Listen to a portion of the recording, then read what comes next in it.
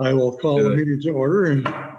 And first item on the agenda are the minutes from May 4th, 2021. Before I do that, welcome to Greta officially as part of the select board, and part of going through the minutes is when our tradition is when people have not been present for the meeting, they would abstain from the vote, but we do have the quorum tonight that we're present at the May 4th meeting. So is there a motion to approve? Move we approve subject to modification. Second. And second. Page 1.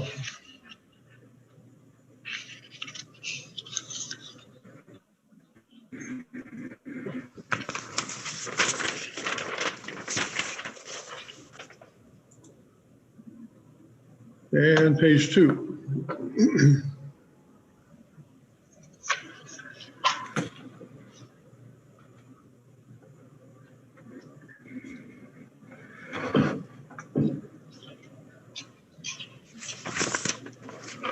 And page 3.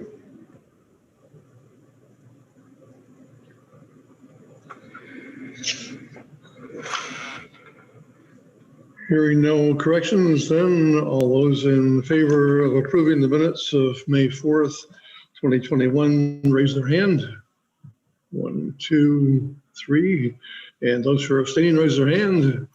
And that's Greta. So, so we have done that. Next is public comment. Eric, anyone wishing to make public comment, this is the appropriate time. No, Terry, just the staff and our guests from Solid Waste District viewing the meeting right now. So no public comment tonight. Okay. We'll move on then to item number 4, which are the proclamations. We have 2, one for National Public Works Week and the EMS Week proclamations. And Eric, you want to say a little bit about both of those? Sure, thanks, Terry. So this week's National Public Works and National Emergency Medical Services Week. And as Terry mentioned, the board has proclamations to consider with your agenda this evening. So I just want to take a brief moment to recognize and thank our dedicated public works staff working in town administration, the highway, water, sewer, and stormwater divisions on a job well done. It's been a challenging last year with the pandemic especially, and the staff dedication has kept our town infrastructure functioning at a very high level throughout. And likewise, I also want to thank our emergency medical service providers on town staff. This includes our firefighters, police officers, and dispatchers. Their work, especially over the past year, again, is commendable to answer the call and keep our community safe. So I just want to wish them a great thank you this evening. Indeed, we do. All of us appreciate the hard work that goes into all of the jobs that you mentioned. So I'd be looking for probably 2 motions. There's one that is in the town manager's recordings, but and if we could do 2 separate ones, that would be helpful. I move to adopt the National Public Works Week 2021 proclamation as presented. Is there a second? I'll second. Is there any discussion on the motion? If not, all those in favor of adopting the motion, raise your hand. 1, 2, 3, 4. So we've done that one. And now the second one is for EMS Week. I'll move to adopt the EMS Week for 2021 proclamation as presented. And is there a second? Second. Is there any discussion on the motion? Hearing none, all those in favor of the motion, raise your hand. 1, 2, 3, 4. So we have unanimity on those 2. So we're moving on then to the Chittenden Solid Waste District project updates. Waiting in the wings is Sarah Reeves, the general manager, and I think the gentleman with her, chief of operations, I believe. Yep, Sarah and Josh getting connected right now. Thank you. Great, thank you very much. We do have Josh Tyler here as well, and we'd really appreciate the opportunity to update the select board on some of the projects that we have going on over the next few years, we will have a very heavy capital infrastructure investment period throughout the district. But as many of our solid waste facilities are located in Williston, it's going to be, Redmond Road is going to look quite different. We'll be coming back to you in a couple of weeks to discuss the particulars of the budget, but this is a highlight just on the capital projects that we want to provide to the select board. So Eric, if it's okay, Josh, if you are you able to share? Did the PowerPoint come up for you on your laptop? Okay. Technology is such. If we are able to share the screen, Eric, Josh has a PowerPoint he could walk us through. It should be enabled, Josh. All right. Share. Okay, can you guys see that? Yes, we can. Yes. All right, let's see if I can go to, can you see that as well? Is that in presentation mode? Yes. Yes. Okay, great. So Josh and I will I'm doing something wrong. I can't see it. Can anybody give me technical? I think this is my issue, but. I showed it over a Zoom meeting this morning, and it took a second to load. So I don't know if that. No. Okay, let's keep going. Can you change your viewing options, Ted, so that it's side by side for gallery in the upper right-hand corner? It says view. That may help. Yeah, no, that's what I have.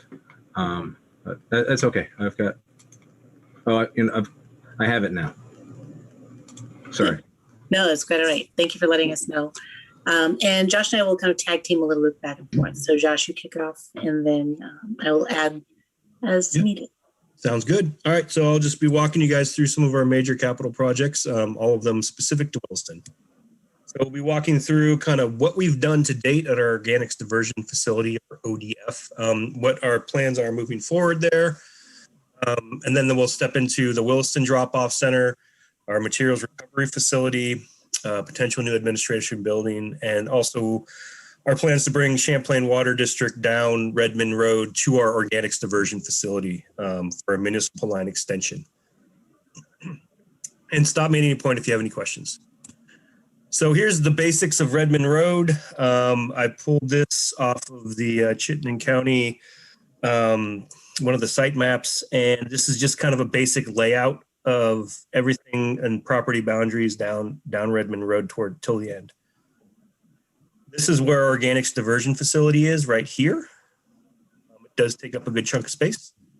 That's a better view of it from Google Earth. On the bottom right, you'll see kind of some structures and some piles. That's where we receive leaf and yard waste. That's where our material that comes in as food scraps from haulers comes in. We process it as a phase 1 and a phase 2 process. And then we bring it to the left, upper left, which was our windrowing area. We decided that we needed a bigger windrowing area, and we also needed a sales area. And the idea behind the sales area was to pull commercial vehicles out that were purchasing product from where the residents were dropping off their leaf and yard waste. It was a safety precaution. So that's the area that we developed most recently. This took place through last year and finished in the early spring. This is just a rendition of it. On the right side is our windrowing area. It's all gravel. We just flattened it and graded it and put in a pretty robust stormwater system. And then on the left is our sales area. So separated that out, and we're only doing commercial sales at this point. Our next steps at our compost facility are phase 2 and phase 3. Right now, we recognize for phase 2 that our approach into our site is not ideal for larger vehicles coming in to drop off material. Also, our scale is, I think, from 1992, so we need a new one. So we're going to redevelop that area. If you look to the bottom right, you'll see kind of a Jeep trail that goes up to the phase 3 circle, and that is where we're proposing to put a leaf and we're going to call it a wood waste depot, but that's where we want to collect leaf and yard waste, and we want to collect wood waste, and we want to collect organics. And the idea behind that concept is that we'll improve the approach into the site. We'll separate out residential drop-off for organics, from commercial drop-off of organics, and from commercial pickup of organics to kind of keep it just clean and efficient. So Josh, Yep. let's just make sure that we're being clear. The phase 3 area, if that we're able to develop that, is residential only. Yes. So correct. that will keep the small vehicles completely separated from the larger haulers. And that is a significant safety concern that we have right now in a very constrained area. And by doing that, that improves both efficiency, improves the customer experience, the residential customer experience and the commercial customer experience, and just makes it much more efficient and, again, just safe. So I just want to make sure that we were really distinguishing that that's the goal with that last phase is for residential use. Exactly. Yes, correct. And you nailed it exactly. And we're still in the investigatory stage of phase 3 because there are wetlands up there. So we may not be able to develop as much as you can see there, but a preliminary drawing, and I apologize for how light this is, but on the left side, you can kind of see that developed road is our approach. We're going to utilize the property on 860 Redmond Road, which is a rental property that we've had for years, and we're going to turn that into a scale house. That little Jeep trail that you can kind of see on the Google Earth picture on the right, it's faint, but it goes up to that green patch, and that's about 1.4 acres. So we do want the experience for the customer to be smooth and efficient. So we want a good chunk of land up there. So when people bring their leaf and yard waste or their wood waste or their organics, it's an easy way to get in and out. So that is kind of our full build out concept of our compost facility. So at this point, are there questions about the compost operation before we dive into the others? Do we, blanking on the agreement between the solid waste district and the town, but that we have, this is be covered by under that agreement, wouldn't it? Okay. It is. And we very specifically designed the redesign of the facility to make sure that we're not going over our allowable limits of material. And I know that's been a concern for Jeff, is to make sure that we are not overexpanding. And we didn't want to do that either. We set our sights on a maximum amount of food scraps that we feel that we can comfortably manage on the site and produce a quantity of compost products that we know we can sell.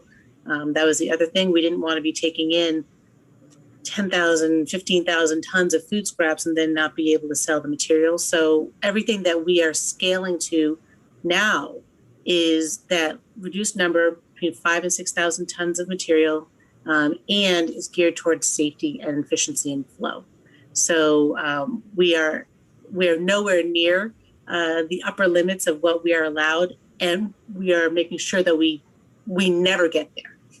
So we never want to approach those limits. We always want to be well below. Thank you.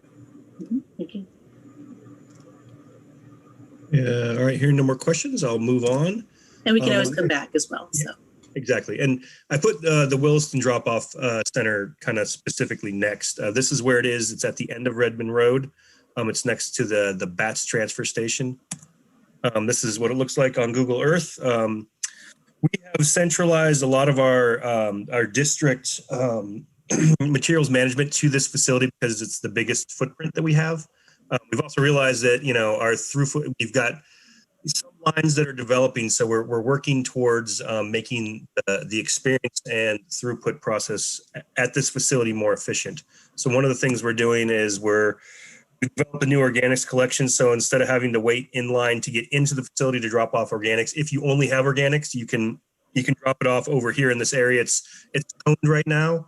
I know that we've got a plan to paint it, and that's going into zoning just to show that, we're making a site change. But that's been working pretty well for people who bring in organics only. The other thing that we really are excited about is this is about 0.4 acres, this circle here. And this is where we currently collect our leaf and yard waste and wood waste down at the end of the road as well. The idea of moving or developing a wood waste depot that we talked about at our compost facility is that we can kind of pull all the traffic that comes down here out of this facility, kind of separated early up at our compost facility, which is where we utilize the material anyway. And then it opens up space down here for potential added material management. And those are things, once we kind of figure out where that wood depot is going to wind up and what we can get out of it, then we'll start really putting our brains on what else we can do down here, and how we can make the throughput and efficiency at this site more effective.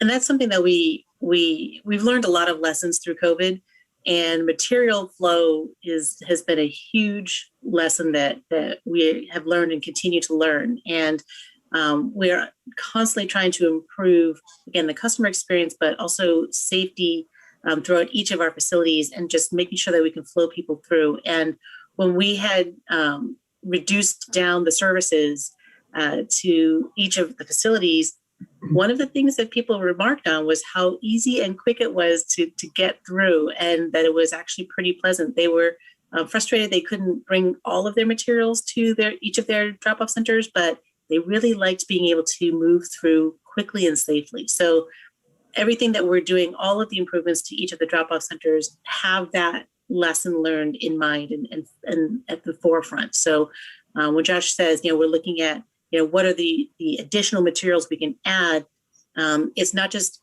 what are the materials we can add, but how can we do that to continue to ensure proper flow. So Josh, Sarah, this is either for one of you. So when that, if I'm understanding this correctly, would be moved for like the organic material, what other, like, would there just be an expansion of added materials? Like, what do you foresee that space looking like? There's two things I'm playing with in my brain that we've got our operations group working on. We might have just a duplicate of services over in that area, so that people, as the lines get longer, we can get them through more efficiently. Or we might look at other materials that we might be able to easily, or with the added space, be able to manage. One of the things that comes to mind is mattresses, actually tearing the mattresses down and trying to recycle them. That's a material that we manage that has been identified as something we need to do more with. It's troublesome to get it to a landfill. It takes up space in a landfill. And if we can recycle it, we want to. It's just very labor intensive and you need space for it. So those are the two thoughts I have currently. And, I've been working with Sarah on, what we can do, again, to make the place as safe as possible and efficient as possible, and then manage as many materials as possible to keep, as much as we can out of the landfill. Okay. And that thought will continue to evolve. So Josh, do you have a sense for the time frame for that? Yeah, so June is when we're having our secondary walkthrough for wetlands for the wood waste depot, and that's going to dictate everything. If we can't get more than an acre up there, then we're going to probably rethink where we put the wood waste depot. It will be most likely on Redmond Road. We have other areas that we can put it on. I like the idea of where we want to put it now, because it's so close to our compost facility, and ultimately that's where all that material winds up. With that said, if we can fit it where we want it, then we could potentially be looking at, what to do at our Williston drop-off center by next spring. I would imagine that we could probably construct the wood waste depot by the end of this calendar year. Again, it's a relatively aggressive schedule, and it hinges on a lot of trigger points. We have, once we get through wetlands, we got to do stormwater, a lot of things that we got to make sure that we're checking the boxes on. So, okay. So the best case scenario would be a year from now. Yeah. A more conservative scenario would be a year, 18 months to 2 years from now. Exactly. Okay. Thank you. I'm glad to hear, because mattresses popped into my head. I'm glad you said that, but there's also other materials that are they're hard to, either recycle or dispose of. And I'm curious to where that conversation could go for those other materials that are difficult to get rid of. Another one I'm thinking of is film. A lot of businesses generate a lot of film that comes on, wrap. Pallet wrap. Mm-hmm. Yeah. We've got businesses that are willing to participate in a program. They just need a place to take it. And we've done a little research on that. There's a high potential we could have film recycling here as well, which would be a great commodity to get it out of the landfill. There's, a couple other things I've thought about. We have a bunch of appliances that we receive down here, and a lot of them have Freon in it. And we pay for a company to come up from Boston to pump the Freon. We do have an environmental depot. Something we can investigate is pumping it ourselves, because the Freon is actually a commodity once you get it out. So those are the kind of the things that we're thinking about. This is all very, very preliminary, nothing set in stone, but we just kind of want to identify the materials that we've historically seen as, things that need more room or kind of a little more thought to really manage well. So that's what we're going to look at over the next, like Sarah said, 12 to 24 months. Okay. You're on my thought process. Thank you. Mm-hmm. All right, I will move off of the Williston Drop-Off Center. And this is kind of closer towards Mountain View. We call it the Velco Field. That's who previously owned it. There's two good-sized fields here. We are looking to site our materials recovery facility, or our MRF, from Avenue C in Williston, off of Industrial Ave, over to Redmond Road. Our facility is older and needs upgrades, and we just need more space. So we did a pretty comprehensive search for property, and turns out that Redmond Road, on the property that we own, made the most sense. Just a whole slew of parameters. So there's two potential sites in that area that was circled. I'm calling it kind of site A potential and site B. This site has a good amount of space on it. And I apologize, this is definitely like a preliminary concept. So there's a lot going on in here. But on the far bottom right, that's where we would bring cars. We would bring inbound traffic that would have recycling. And again, this is a large scale facility like the one that we have on Avenue C. The idea is, which is hard to see, is we bring the inbound traffic behind the facility, and we'll use the natural contour to reduce any kind of noise coming in. We really like this idea. But if you look at the front of the facility, that little maroon piece there that has been identified as a wetland, we have the potential to impact it. We don't necessarily want to impact it.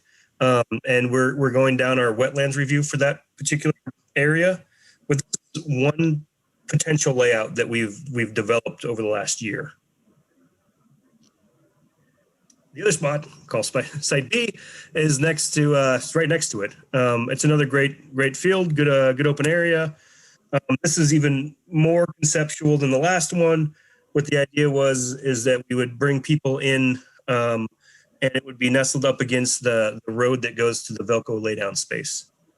And again, we would use contours to our advantage as well. Those are two potential areas that we want to site our new recycling center at. Are there questions so far about the site? Again, this is preliminary, and our board has not yet approved this project. We'll be bringing that to them in the next month or so. So this is all, as Josh said, still preliminary and design and scope. So as you know, we have some seagull problems at the other facility, and looking at trying to do some waivers on the noise ordinance that we have to discourage the seagulls from setting up shop there. Mm-hmm. But we have the same problem here. Well, the recycling is certainly different from food, right? So the seagulls are coming after the organics, whether it's at the depackaging facility of Casella's or whether it's got compost. And so that's another reason that we are really focusing on keeping the amount of organics that we manage at the compost facility down. With the MRF, the materials are deposited inside the building, and there is the ability to shut the door, literally to close the door. So there's much less likelihood of gull issues with the MRF than there is with the compost facility. So I think you're seeing increased activity at the Casella facility just because of that new depackager. Thank you. Okay. So we are also investigating building a new administrative building, which would free up the one we're in currently. We have 25 staff members, and at this point, raised ranch is getting a little tight, especially after we went through COVID and, the need for air to move through an office. We just don't have that ability. So we are looking at a spot still on Redmond Road. This is even more preliminary because I don't even have anything drawn on it. I just have a box on a map. But it's on the other side of the road that goes into the Velco laydown space. And we're investigating. We're in the cost analysis phase right now, and even to see if civil site design makes sense. So this is a potential site for a new administrative building. Again, we like this location.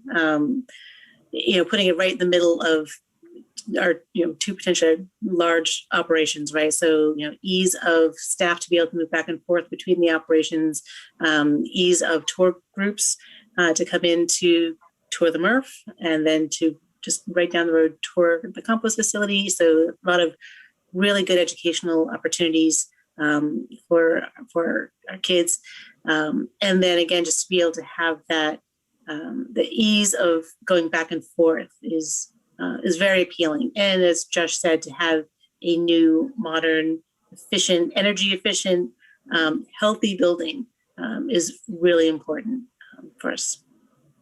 And one of the other things didn't mention it, we're really taking a hard look at the sight lines as you come in and off of Redmond Road.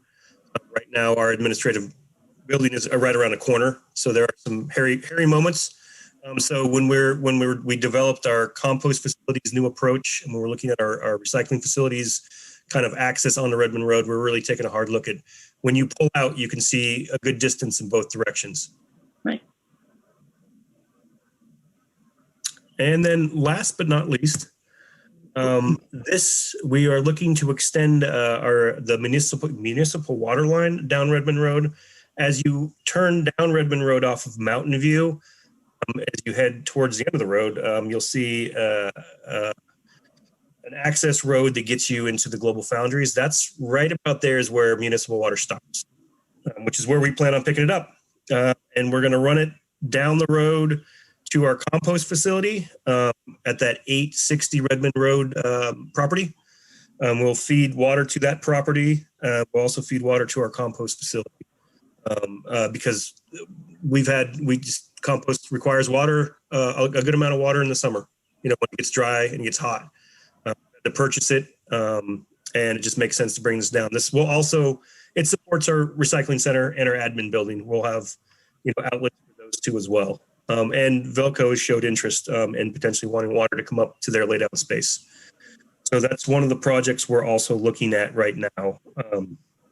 Moving forward, we've been talking about this one for at least a decade. It's about time we decided to go for it. We're not bringing it any farther down the road because the administrative office has a really, really good well for that site. It's specific to that site. It's about 6 gallons a minute. And then the property next to it, the rental property, also has a well in it. So as far as water needs down the road, we don't really have tons. So we're stopping it right at that point.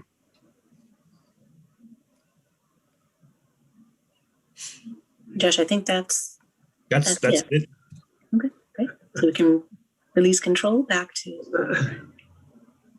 And one of the things that we didn't mention about the buildings too is that we are looking at significantly reducing our carbon footprint and incorporating solar in all of the new projects. Looking to get LEED certification for as much as we can. So wherever we can implement energy savings, emission savings, that's what we want to do. So we want to make each of these, anything that we build from here on forward. We did this in Heinsberg when we rebuilt the drop-off center there. We put in a small solar array. So wherever we can implement those best practices, that is also one of our goals. What questions do you have for us? Other questions? I have one that in the past year, there's been a lot of bad publicity about the ground glass dumping at the facility. Can you tell us a little bit about how that came about in a resolution.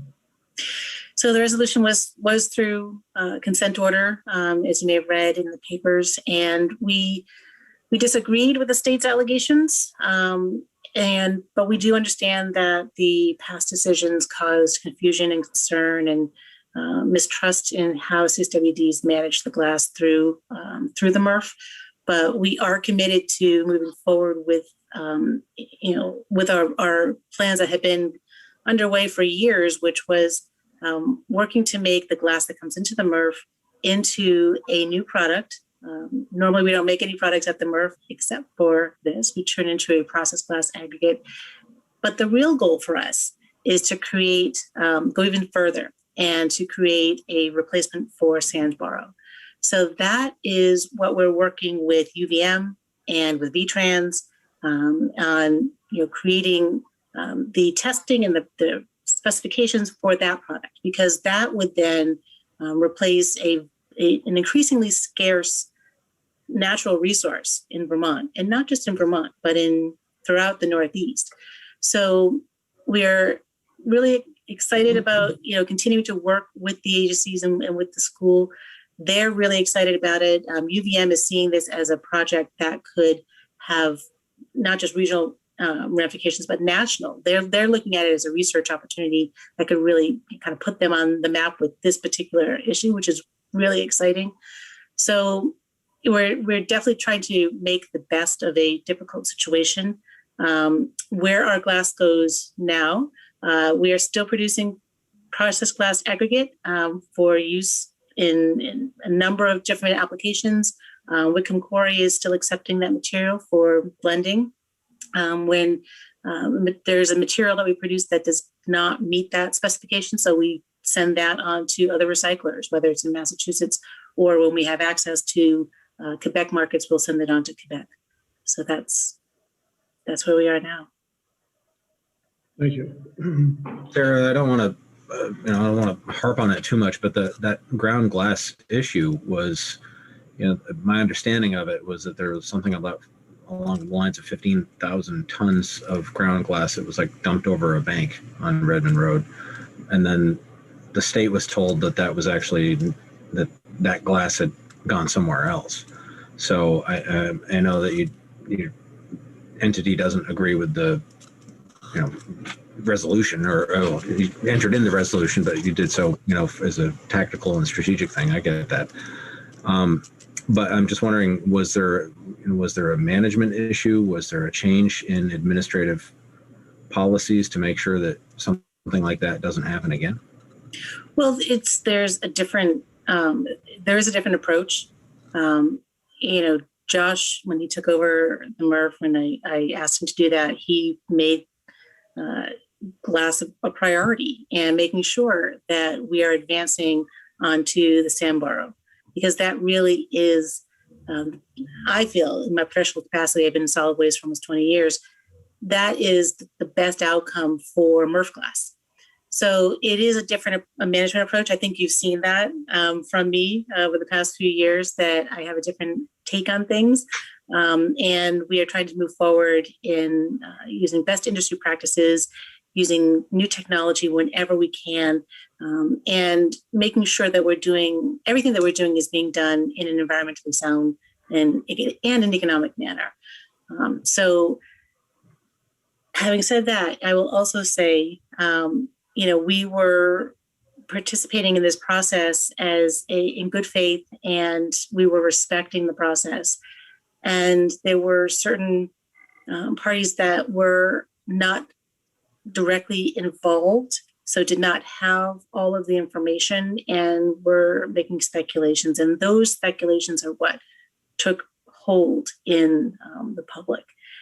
And the uses that we employed were allowed according to ANR's guidance at the time. And so this is why I say that we disagreed with the state's allegations. And our uses were in line with the state's approved uses. Thank you.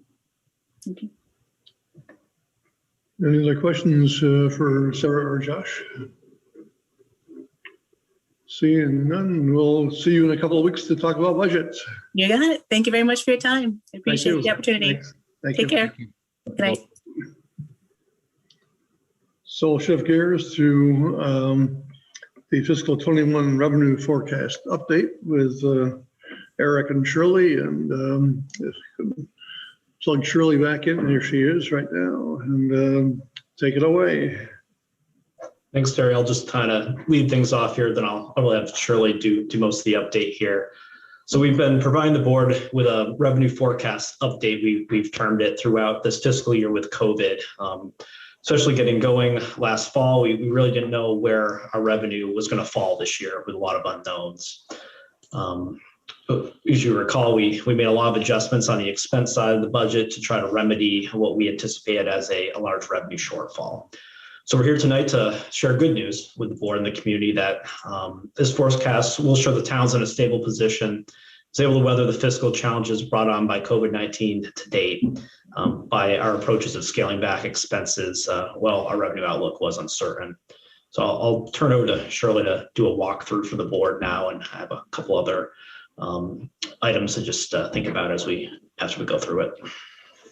Great. Hello. Hi. So first, I just want to point out some of the bigger changes between the last forecast that you saw in February and the April forecast. So the decrease in the budgeted revenues in February was round numbers 252,000, and the current projection reflects 180,000. So we improved the revenue forecast by 73,000. The bulk of that, or half of that, is coming from the fact that we have the final cash flows from the state of Vermont, and we will be able to move some revenue back over to the income statement where we were holding it in a liability, thinking we were going to have to pay it to the state. So that's about $30,000 of the increase in the revenue picture.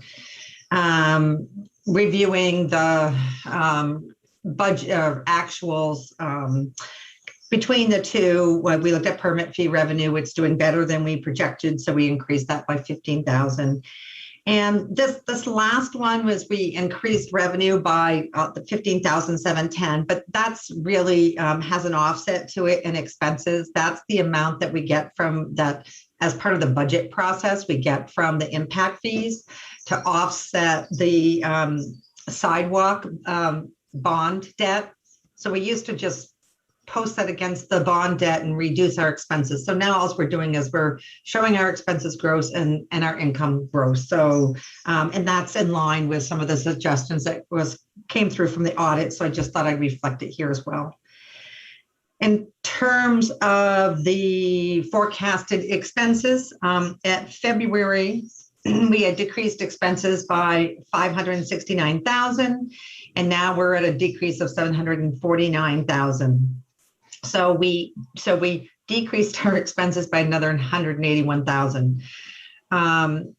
So one of the big items was police wages. There were a lot of changes going on there. And so as I looked at it again, police wages are really just right on budget. So I just removed all of the forecast. One was a deficit, one, we were expecting some savings from some open positions, but right now, year to date, they're exactly where they should be. So that was actually $116,000 decrease. So when you remove that, it increased our revenue. We had 28,000 of interest expense for our fire truck bond debt, but the first payment won't be until FY22. So that essentially is a savings.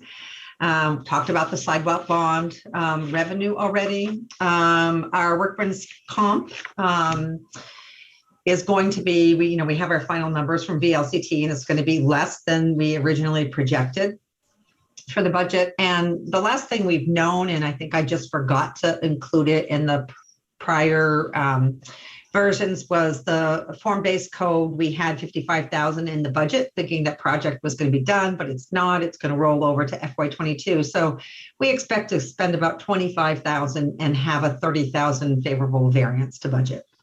So those are the biggies between the February and this current forecast. But I thought it would be helpful to go back to where we started and review some of the big items. So when we did our first forecast back in September, and there was a lot more unknowns then, we had a revenue forecast that was $560,000 less than our budget. So you can see we've come quite a ways to now be $180,000 less than our budget. And our expense savings was $474,000 when we did our first round, and now we're at $750,000. So one of the big items, the biggest item in this change is our initial forecast for the sales tax revenue. We had projected that we might be up to $231,000 under budget. Now we are estimating $15,000 under budget. So that was a $216,000 swing. And really it's the online sales that just took off during COVID that have helped. And, that's at the state, they have the same issue. They have excess revenue from what they expected. And who knows, we'll probably see some of the rooms and meals tax come back a little bit as more people begin dining out again. So I expect maybe we'll even see the last quarter closer to the budget. State aid for highway payments, the quarterly projection we used for the budget was a little less than we actually received. Plus we received the one-time supplemental payment. So that was $50,000. The October 2019 Halloween storm disaster. Of course, we didn't budget it because you never know when you're getting money from FEMA, but we did receive $40,000 that wasn't in the budget. So that was helpful. We talked about the $30,000 increase in property tax revenue. Miscellaneous highway income, almost $28,000. And really that's coming from SD Ireland's quarry, and we get a tonnage fee, and they've been very busy over there. So the rec program, I mean, they're a huge part, their revenue and their expense. So program wages and expenses. Let's see. So the decrease in the program wages is about 198,000, and then that increased to 247,000. And primarily that was initially we hoped to be able to hire the assistant to Todd, who would be full-time, but as COVID kept going along, we said, we're not going to fill that position at all in FY21. So that was really 50,000, that additional increase, or I should say decrease in spending, was because that position is still on hold until things change. Fire, another big one is fire department call staff. The head of budget is 75. We're expecting to use 35, so a 40,000 budget variance. And the budget was probably high to begin with because call fire staffing has been hard and decreasing over the years. So that has been pared down in the FY22 budget. And the town manager's staffing in that department. And when we did the budget, none of us expected Rick would retire, but he did. And so that's the savings between not filling the Eric's position as Eric moved on. That is open for the whole year. And there's some salary difference between Eric and Rick. So that was that. We also eliminated a position in the clerk's office, the clerk's staff, because that position was primarily there to wait on customers, of which we don't have anymore. And a lot of the work was doing passports, which we aren't doing right now. So there really was not work for the position. So effective the last day of December, we eliminated the position altogether, and it was a full-time position. Form-based code, we already just talked about. The discretionary wage budget, we had 30,000 in there for potential contract. issues when we did the police contract, and we didn't need that. So that became a savings. And we talked about the fire truck bond interest. I want to point out that when you look at the current projection, we still have the 500,000 in this projection as revenue we would use.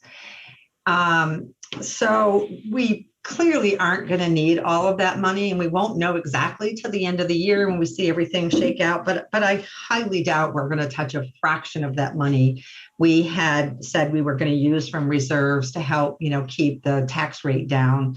But right now, just so you know, it still is in this forecast, but I doubt, if we use a quarter of it, I'd be surprised based on our current numbers.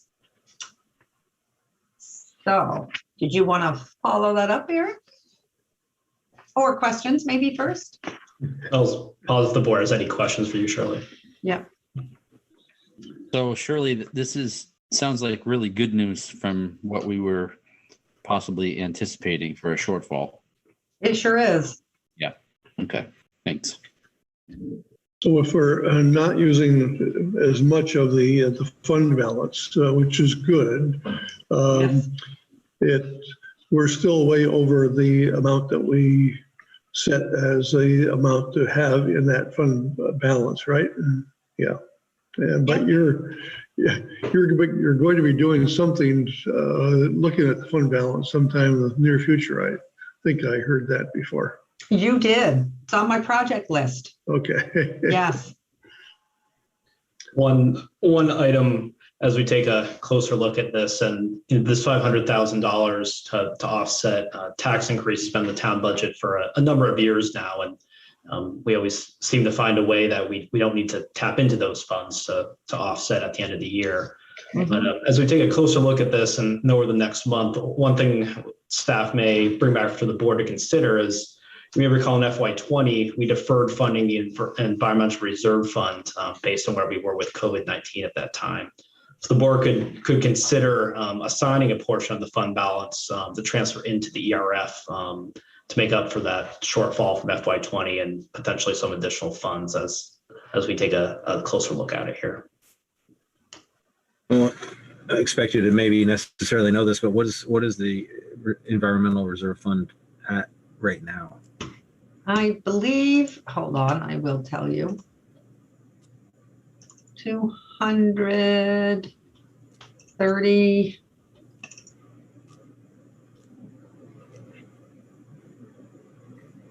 Okay, well, Bear with me, I'm just waiting for Excel to sort of pop up here for me. well, if you're not going to say million, I think I know what the. Oh, no, I'm not going to say million. It's 200 and almost 204,000. Thanks. Shirley, does that include the FY21 transfer in? It does. Okay.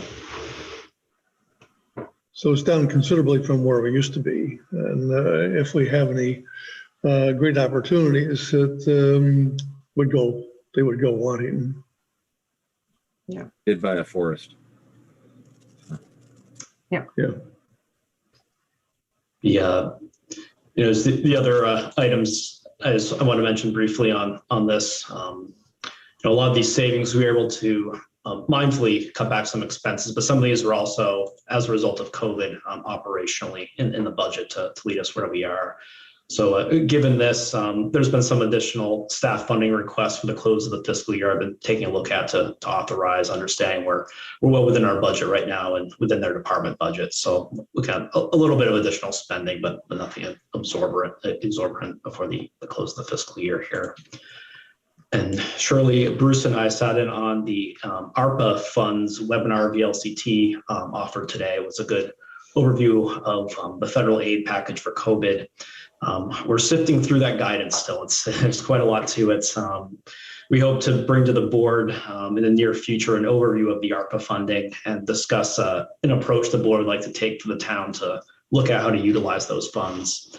We did find out today that by December of 2024, the funds need to be designated for something, but they don't need to all be spent until December 31st of 2026, which was some new information. So we'll continue to dig into that and provide the board a first overview here, hopefully in June. So I'm going to correct myself. That it's $274,000. I did the actual bank transfer, but hadn't updated my schedule. So that 70,000 is now in my schedule. But so 274 is what we're looking at. Thank you. Any other questions for Shirley and Eric?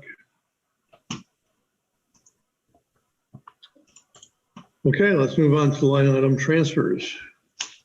Again, Eric and Shirley.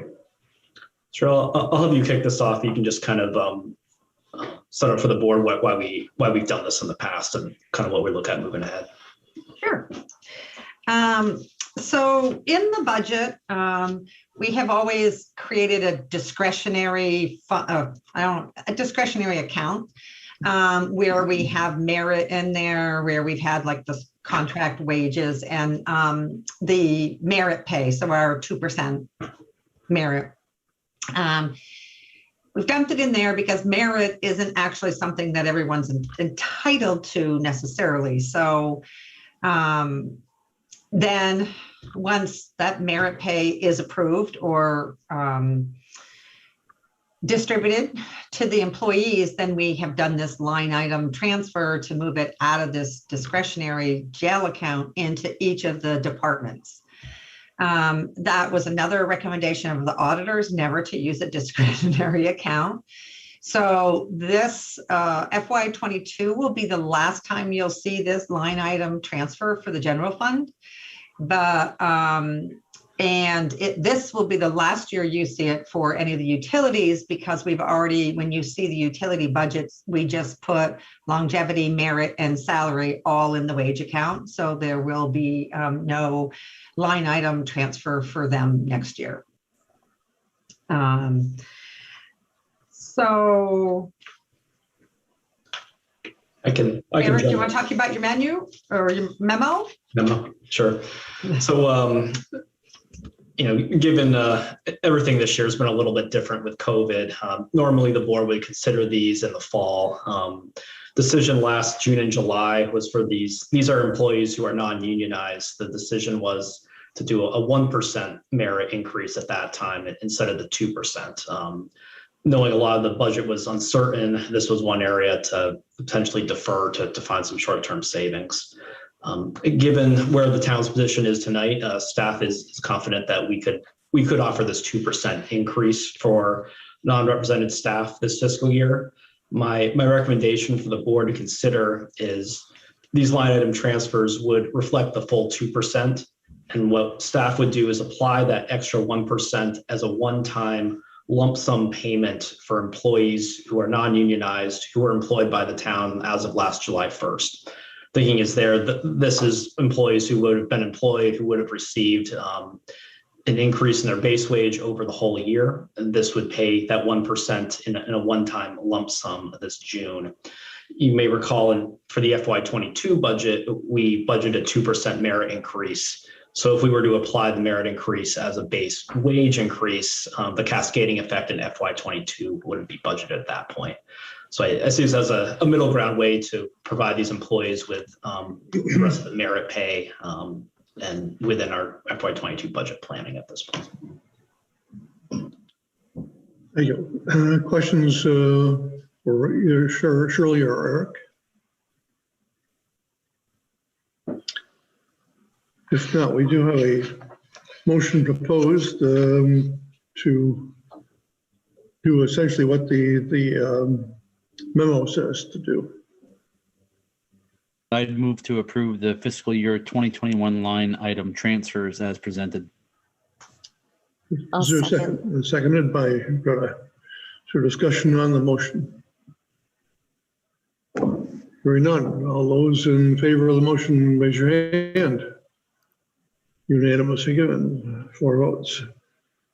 So let's go on to the bond documents for the Lamplite Waterline replacement. And it's a lot of material to look at, but I think a brief summary of that would be helpful. Yeah, and I'll have Shirley give the brief summary. She had a discussion with Bob Fletcher yesterday just to boil this down as there's a lot there. So the town attorney has prepared these documents for the Lamplite Waterline replacement project. Voters approved $2 million bond question last November for this project, and the town is going to receive up to $1 million in loan forgiveness from the state drinking water revolving fund. There's 3 documents prepared by the town attorney, and each will require a separate motion by the board per our town attorney's counsel. And then Shirley, I'll just turn it over to you for a brief overview about what each of these documents is essentially doing. Okay. Geez, Terry, after a comment, I was going to give you a little quiz and see if you read them all. So the general bond resolution, so the water system revenue general bond resolution. So, and I'm going to admit, these are all new for me too. The bonding that I'm used to is much different than this in my past history. So it was really nice to chat with Bob yesterday. So how he explained it was the general bond resolution can be done at any time. It is set up to talk about, it's our agreement between the town and the bondholders. So we don't actually even have to be ready to have a project for which we're going to bond. We can create these documents up front, and then we have them all set. And then as a project comes along, then we can have those supplemental resolutions. So, this just defines the project. I'm going to cheat and look at my notes here.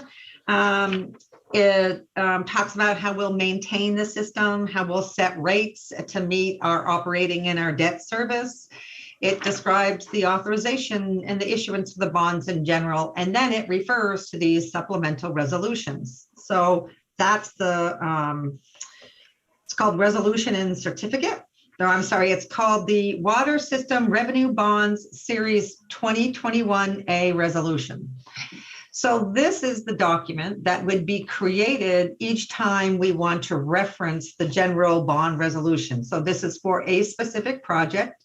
It details that specific project and includes what the interest rate would be, the term or maturity, the denomination of the bonds, who the paying agent is, and includes a amortization schedule.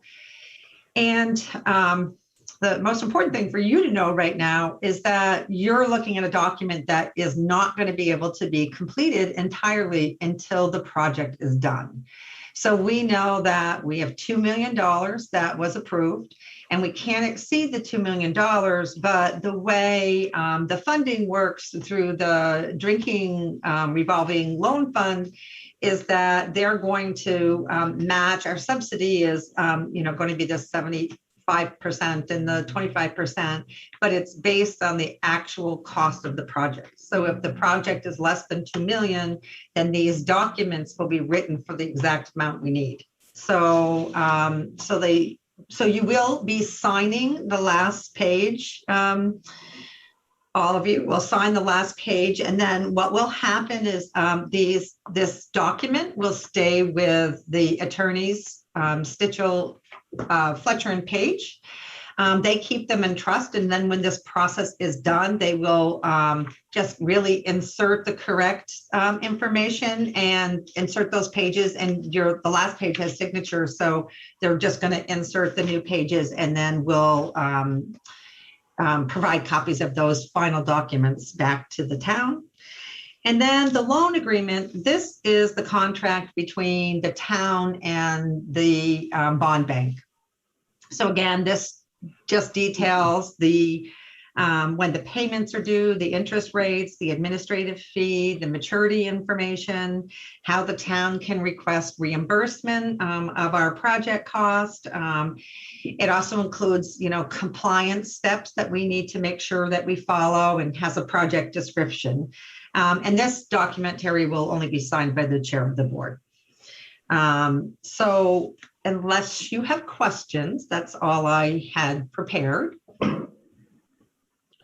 Thank you for that good brief introduction. So questions from the board? If not, there are three different motions to make tonight. Individually probably would be best. I'll give it a shot, Terry. I'll move to adopt the town's water system revenue general bond resolution as presented. Is there a second to that? Second. And Greta seconds it. Is there discussion on that motion? If not, all those in favor of the motion, raise your hand. We have all 4 yeses. Next motion. I'll also move to adopt the town's water system revenue bond series 2021A resolution as presented. Is there a second to that? I'll second. And Greta does.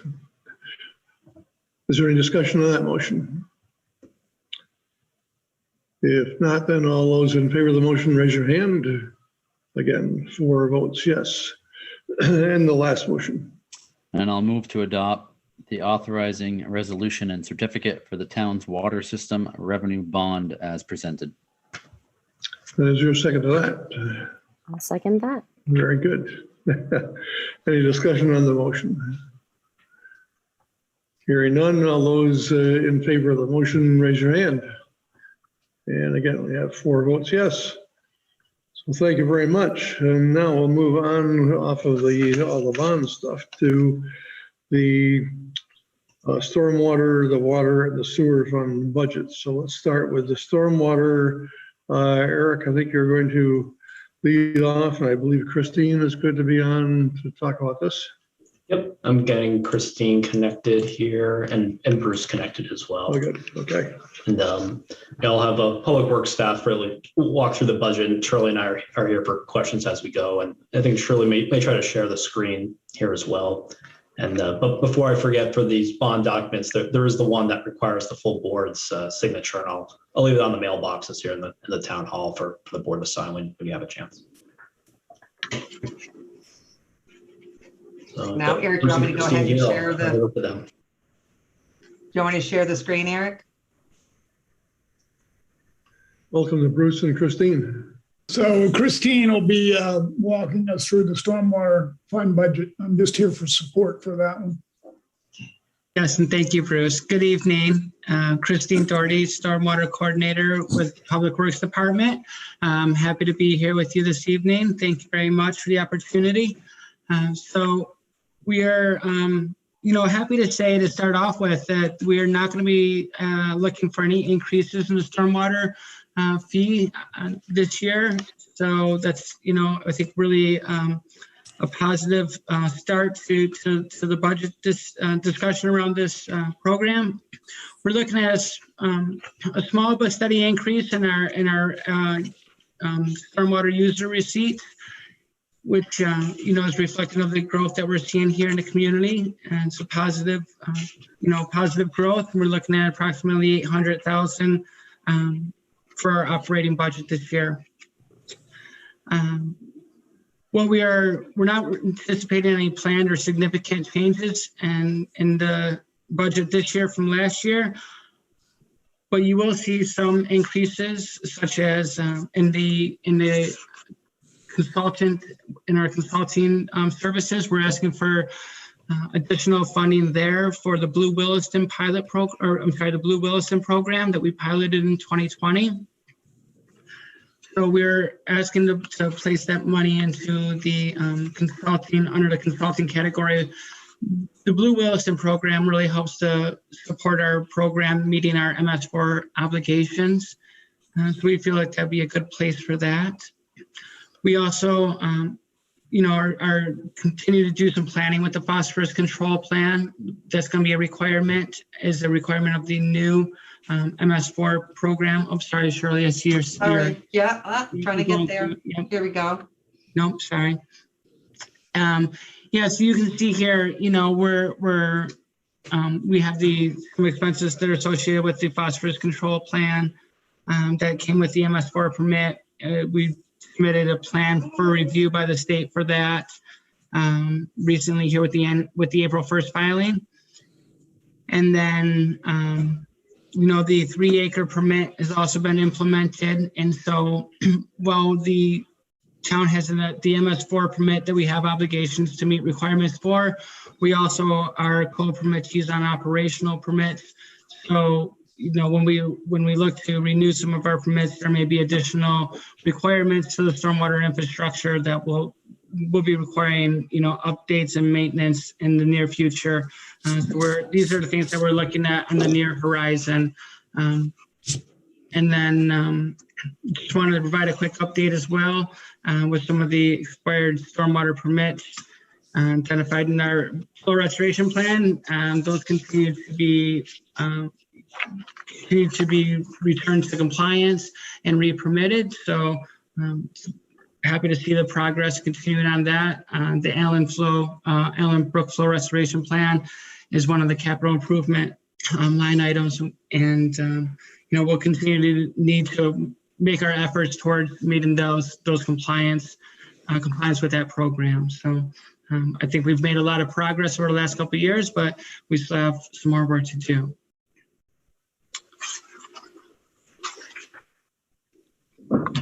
Can I take any questions? Question on the Blue Williston project. How Yes. much did we put in last year and how much we put in this year? So last year we requested $10,000 to do the pilot, and we're requesting the same amount this year. We found that to be, it was very effective. Good. Other questions for Christina Bruce?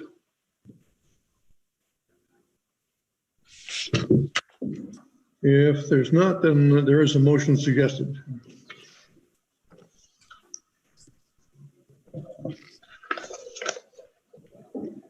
I'll move to approve the Stormwater Fund operating budget for fiscal year 2022 in the amount of $802,678 and capital program for fiscal years 2022 through 2027 as presented.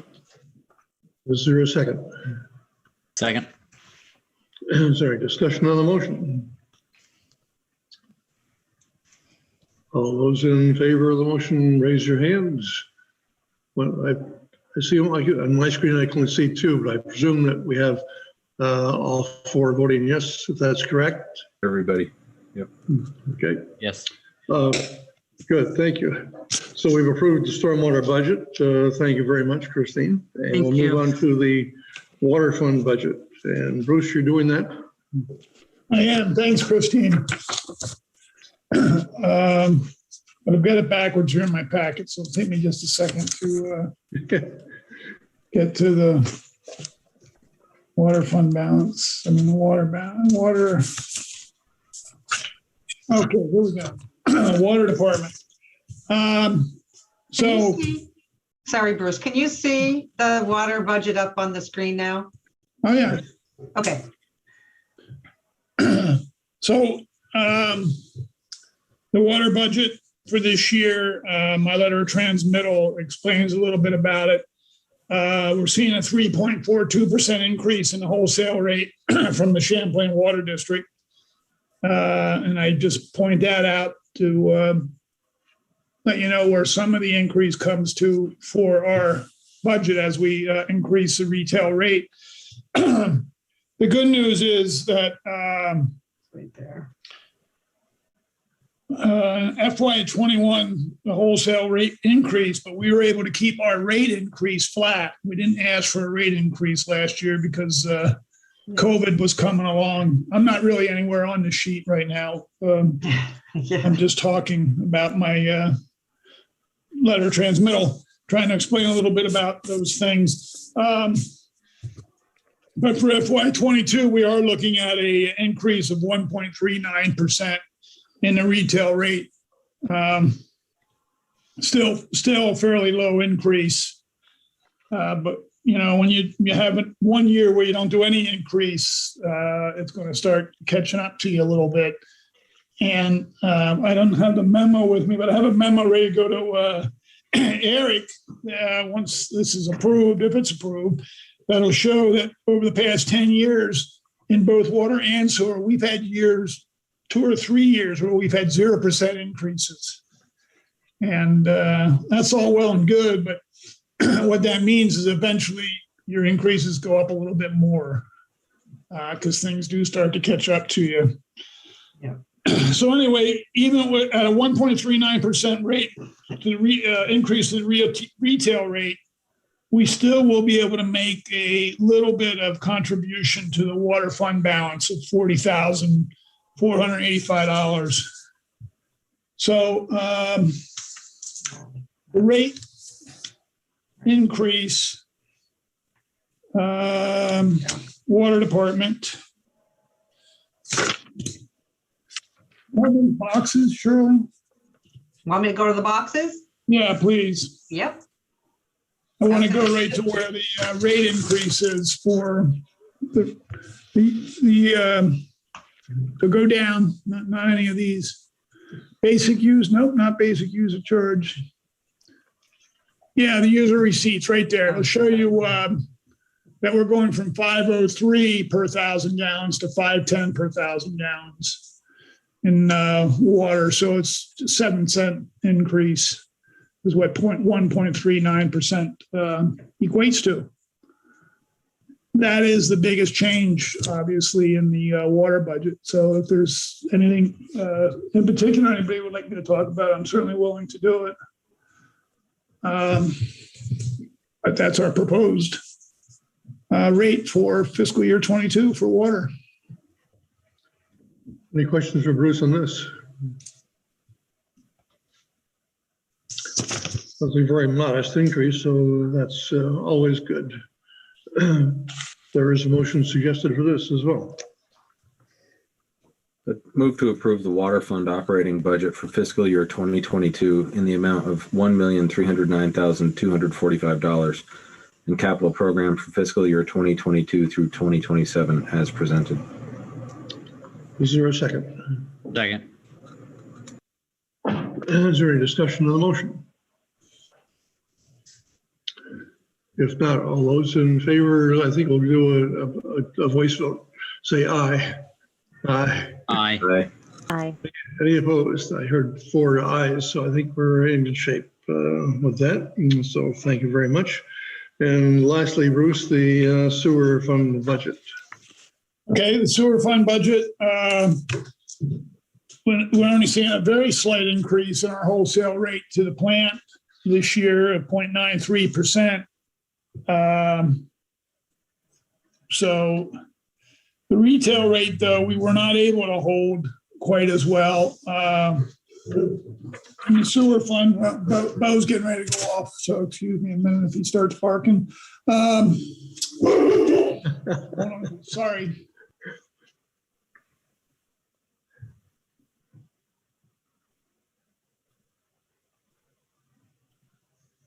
Been a couple meetings since we've heard that dog. Yeah. Of course, it's a cat.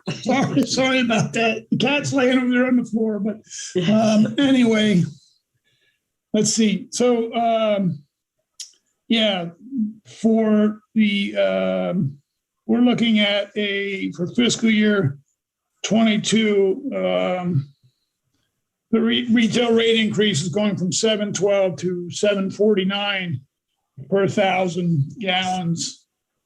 It's a 5.20 increase. And that's even with suggesting that we're taking money out of the sewer fund balance to keep the rate at only a 5.2% increase. Part of that has to do with the fact that we own more of this, for lack of a better term, we own more of the treatment plant now. We've been buying that 100,000 gallons now, about 10,000 gallons a year. Anyway, for the last 5 years, I think we actually went through 2 rotations of that. So anyway, we have a higher percentage of the plant at this point. And we've had a few years where we haven't raised sewer rates at all either. And I only bring that up to suggest that, you know, I'm a ratepayer myself for different things, and it's nice to try to keep things as low as we can. But I really think that every year we need to look at some kind of rate increase, just so we don't get to these points. We've had years where we've had 25% rate increases. And some of that's just because, you know, we try to keep the rate as low as we can, which is all well and good. But if it's not paying for what we have to do to keep our services going, then, you know, in the long run, we're actually going back and taking money back. Now, the fund balance, we actually haven't been taking, even though every year we've been saying we're going to take some money out of that to offset the right here. keep the rates down. Yeah. We actually haven't had to make some of those transfers, but we never know that till the end of the year, until we see what happens at the budget. So once again, that's our biggest increase, and that's what the rate increase is going to be. We're suggesting anyway. So Questions for Bruce?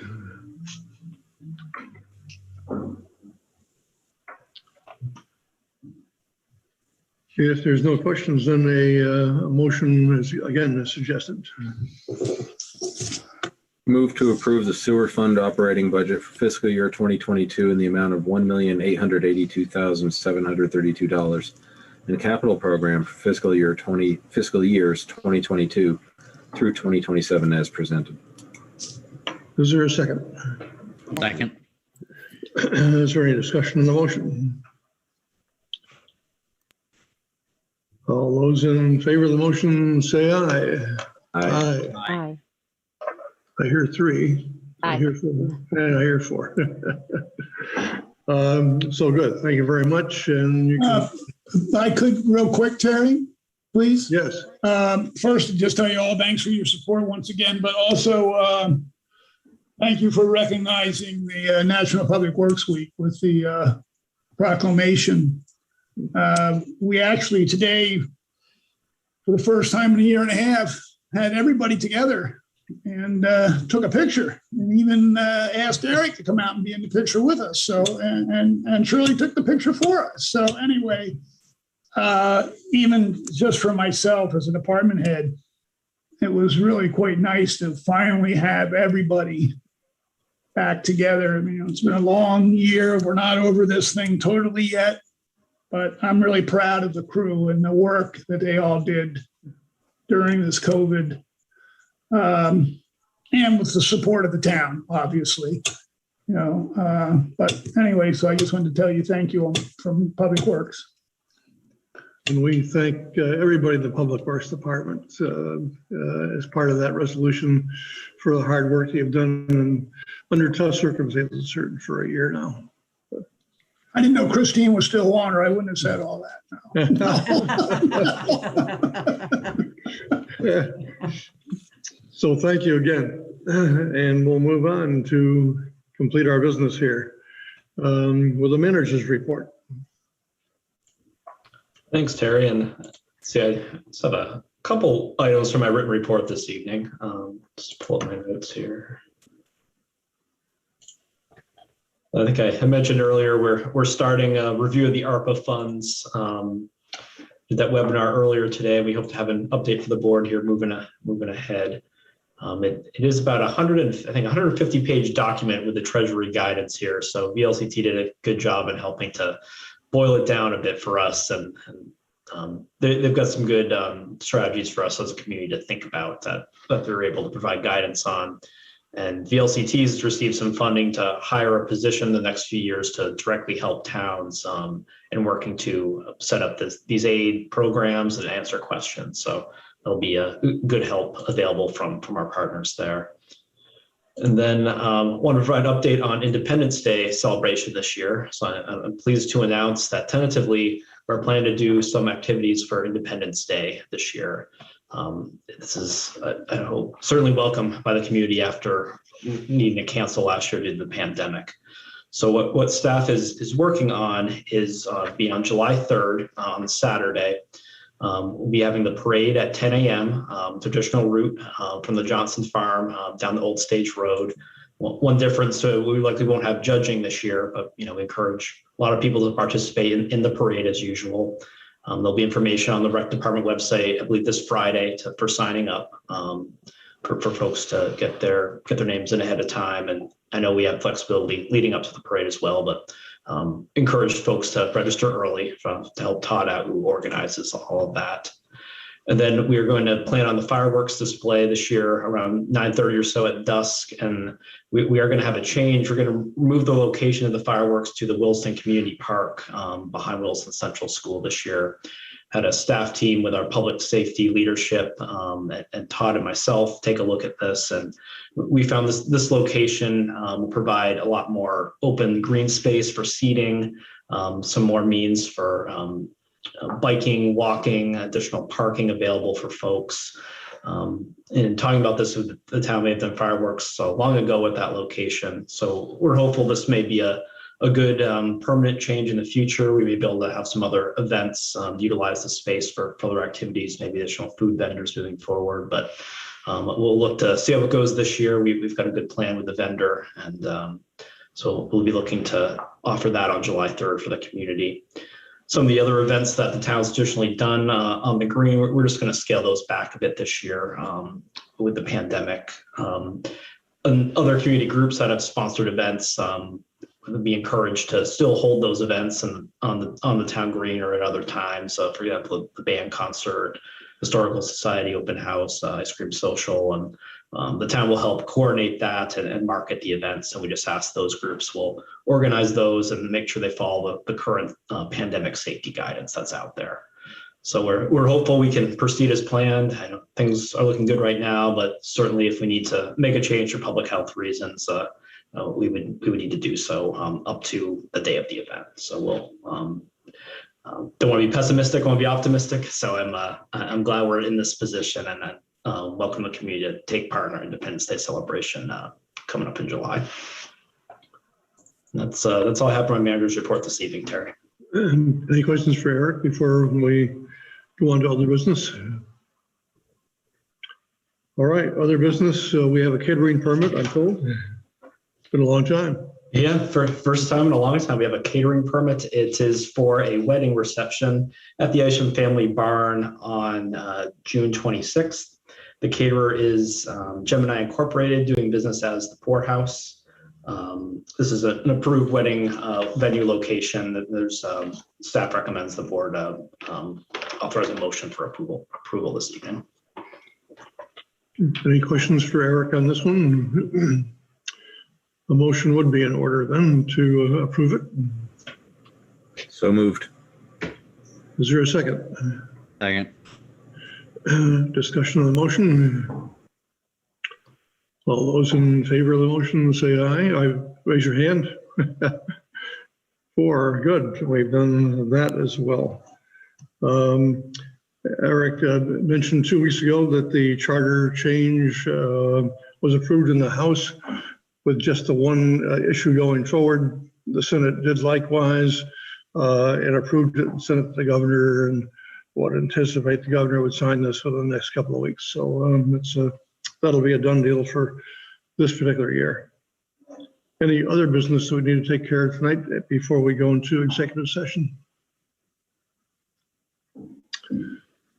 All right, then I would need the suggested 2 motions that we have before us, and to include, besides Eric, to include Bruce Orr as the Director of Public Works to join us. So are there motions? I'd move that we go into executive session, finding that a premature general public knowledge of proposed terms of a contract would clearly place the select board at a substantial disadvantage. I'd further move that we enter into executive session to discuss the proposed terms. Under the provisions of Title I, Section 3131A or A1A of Vermont Statutes Annotated, and invite Town Manager Eric Wells and Bruce Hoare to join us. Is there a second? Second. Any discussion on the motion? If not, all those in favor, raise your hand. 1, 2, 3, 4. So we'll be in executive session, and I'll join you as soon as somebody can do that for me. Shirley, thank you very much. I'll be right up, Terry. And for town meeting TV, just let you know if there is action out of executive session, I'll send a motion out to everyone to capture that action. So Eric, I don't know that I had the link